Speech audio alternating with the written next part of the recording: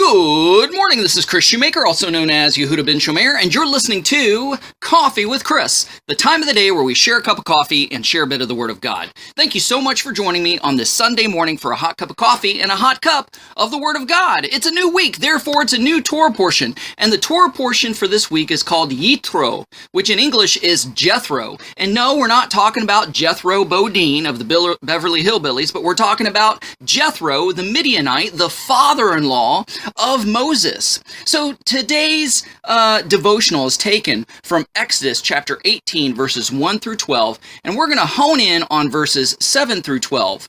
So basically, this passage instructs us or teaches us how to convert family members to the faith.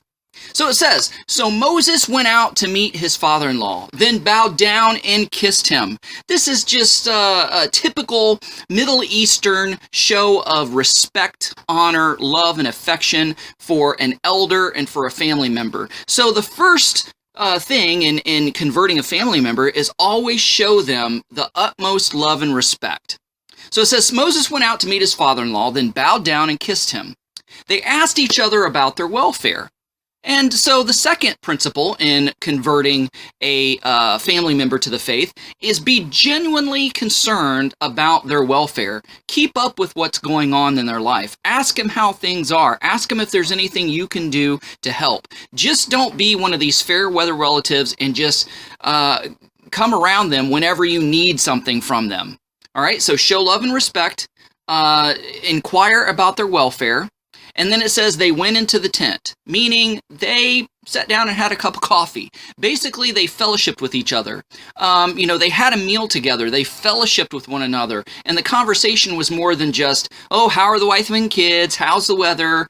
The Broncos are doing well this year. I mean, it was more than just that. It was just deep, intimate conversation and fellowship. Then, part of this fellowship, Moses went in to tell Jethro about everything that God had done for Israel. It says, Moses told his father-in-law, verse 8, all that Adonai had done to Pharaoh and to the Egyptians for Israel's sake, as well as all the travail that had come upon them along the way, and how Adonai delivered them. So basically, Moses gave his testimony and gave the testimony of the people of Israel, how Pharaoh was defeated, how all the Egyptian gods of the entire Egyptian pantheon were just devastated, by the plagues, by the crossing of the Red Sea, all this stuff. And Jethro's blown away by the testimony.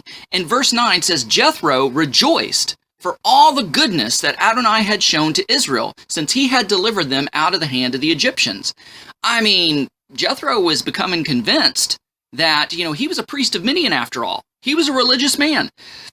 And, his gods did nothing in comparison with Yahweh, the God of Israel. His gods didn't do anything never defeated any other god like the Egyptian pantheon, like Yahweh did. And so verse 10 said, Jethro said, "Blessed be Yahweh. Blessed be Adonai, who delivered you out of the hands of the Egyptians and out of the hand of Pharaoh, and has delivered the people from under the hand of the Egyptians." So he gives praise to God. He says, yeah, I believe everything you just said to me. Verse 11, he says, now I know. In other words, I'm convinced that Yahweh is greater than all gods. My gods of the Midianites, the gods of the Egyptians, the gods of whatever Canaanite people group you mention. He says, Yahweh, Adonai, is greater than them all, since they had acted arrogantly against them. So basically he's saying, your God can defend his name. Your God can defend his honor. I've never seen any other God do this. Verse 12, then Jethro, Moses' father-in-law, presented a burnt offering and sacrifice to God. That is basically saying Jethro converted to the faith of the Israelites and began to exclusively worship Yahweh, the God of the Israelites. And it says Aaron also came along, and Aaron, who was Aaron? Aaron was, the high priest.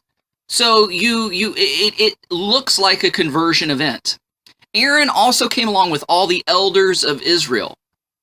And so all the leaders came to this conversion, this festive meal, and they solidified their relations with Jethro, and then it says, and Aaron also came along with the elders of Israel to eat bread with Moses, Moses' father-in-law, before God. So his conversion ended up becoming a celebration. You want to know how to win over a family member? That's the way to do it. Just follow Moses' pattern and how he witnessed to Jethro, his father-in-law. Guys, thanks so much for listening. Go out there and have a great day. Shalom, and God bless.